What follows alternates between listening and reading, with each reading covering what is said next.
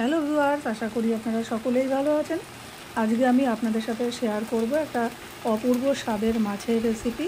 মূলত এই রেসিপিটি বাংলাদেশের নোয়াখালী জেলার।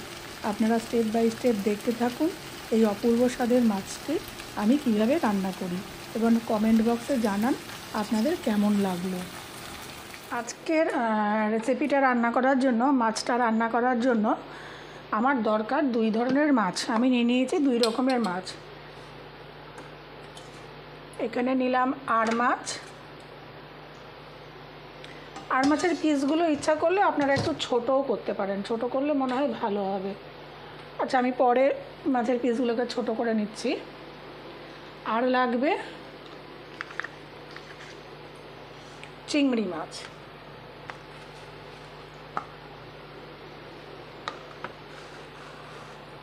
এই চিংড়ি মাছ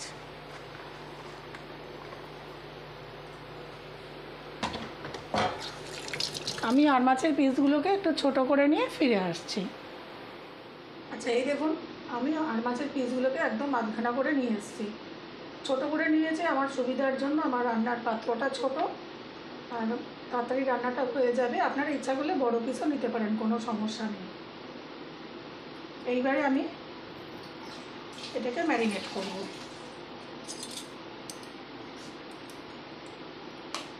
দিয়ে দেব 1 চামচ রসুন বাটা, 1 চামচ পেঁয়াজ বাটা, দিয়ে দেব পেঁয়াজ কুচি, দিয়ে দেব রসুন কুচি। আপনারা পেঁয়াজের পরিমাণটা মাছের পরিমাণ হিসাবে দেবেন। অনেকে একটু পেঁয়াজ রসুন কম খেতে পছন্দ করেন, তারা একটু কম দেবেন পেঁয়াজ রসুনটা। দিয়ে দিলাম ধনেপাতা কুচি।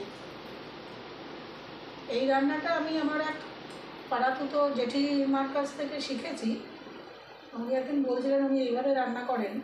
এটা একটা বাংলাদেশি রান্না। মূলত ওনারা হচ্ছে নোয়াখালীর লোক।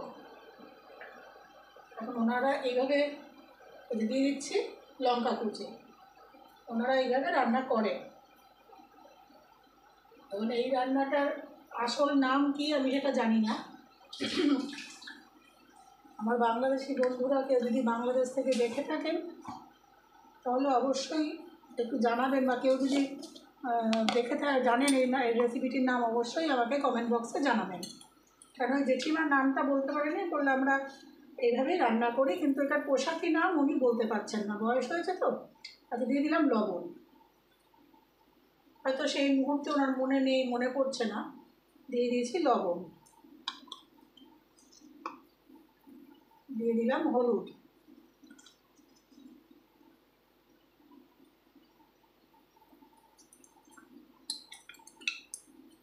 দিয়ে দেব 1 চামচ ধনে পাউডার, 1.5 চামচই দিলাম। ধনে গুঁড়ো দিলাম। এবার আমি একটা এরকম ছোট লেবু নিয়েছি, দিয়ে দেব লেবুর রস। লেবুর রস আপনার আরেকটা ছোট লেবুও দিতে পারেন। একটু যদি টক টক খেতে পছন্দ করেন দিতে পারেন। এর মধ্যে আপনারা লঙ্কা গুঁড়োও দিতে পারেন। আমি লঙ্কা গুঁড়োটা দেবো না, তার কারণ হচ্ছে এই লঙ্কাগুলো খুব ঝাল। আপনারা ইচ্ছা করলে এর মধ্যে লঙ্কা গুঁড়ো অ্যাড করতে পারেন। আমি এটাকে খুব ভালো করে মেখে নিয়ে ফিরে আসছি। এটাকে জাস্ট ভালো করে মাখতে হবে। আচ্ছা, মাখার সময় মনে হয়েছে এখানে আমার রসুনটা একটু কম হয়ে গেছে, হয়তো কম হতে পারে, সেই জন্য দিয়ে দিলাম আর 1 চামচ রসুন বাটা। আর এর সাথে এখন দিয়ে দেবো ফাইনাল ম্যারিনেশনের সময় দিয়ে দেবো সর্ষের তেল। ব্যাস, এর থেকে বেশি আমি তেল দেবো না, 2 থেকে 3 বড় চামচ তেল দিয়েছি, এই তেলেই হয়ে যাবে। এবার এটাকে খুব ভালো করে আমি মেখে নেব। আমার রান্নাঘরের পরিসরের অভাবে আমি এই মাখামাখিটা আপনাদের খুব ভালো করে দেখাতে পারি না।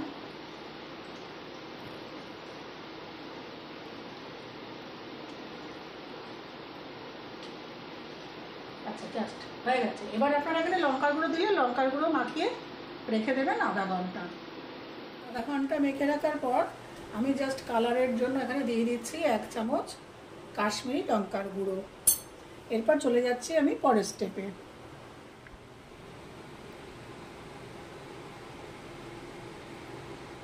এবারে আমি পরের স্টেপে একটা গ্যাসে কড়াই বসিয়েছি। এবার দিয়ে দেব, গ্যাসের ফ্লেম কমানো আছে, দিয়ে দিচ্ছি একটা কচু পাতা। আচ্ছা, এরপরে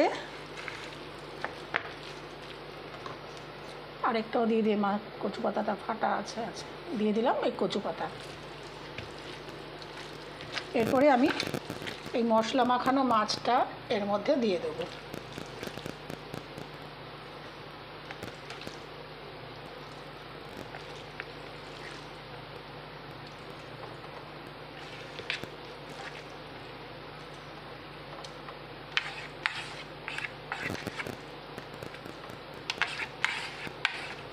পুরো মশলাটা ভালো করে দিয়ে দিলাম।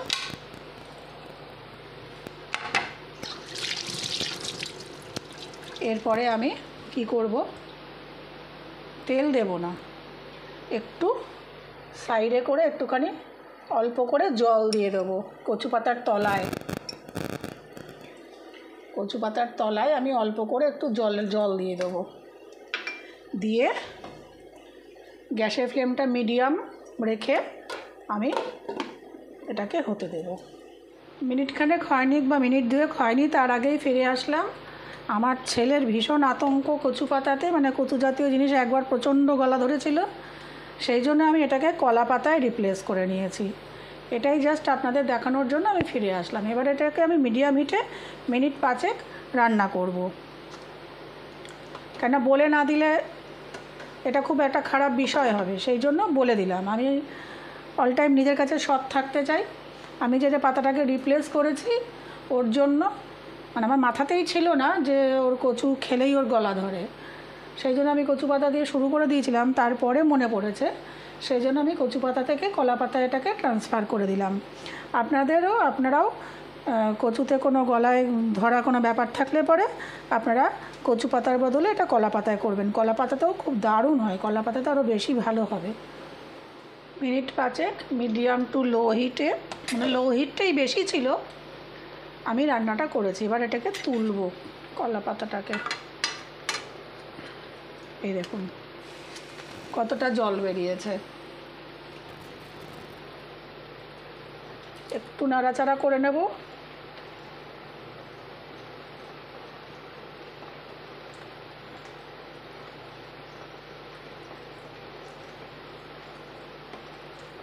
এইবারে ঢাকনা চাপা দেব না। এইবারে মাছটাকে আমি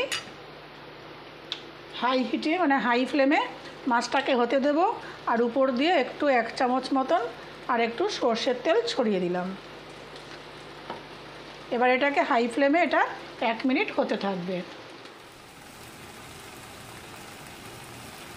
1 মিনিট হাই ফ্লেমে হওয়ার পর আমি আবার ফ্লেমটাকে কমিয়ে দিলাম। কমিয়ে দিয়ে মানে জাস্ট ঝোলটাকে একটু শুকিয়ে নিলাম, আর কোনো ব্যাপার নেই। আর মাছটাও সিদ্ধ হয়ে গেল। আবার ঢেকে দিয়ে লো ফ্লেমে আবার আমি 2-3 মিনিট রান্না করব।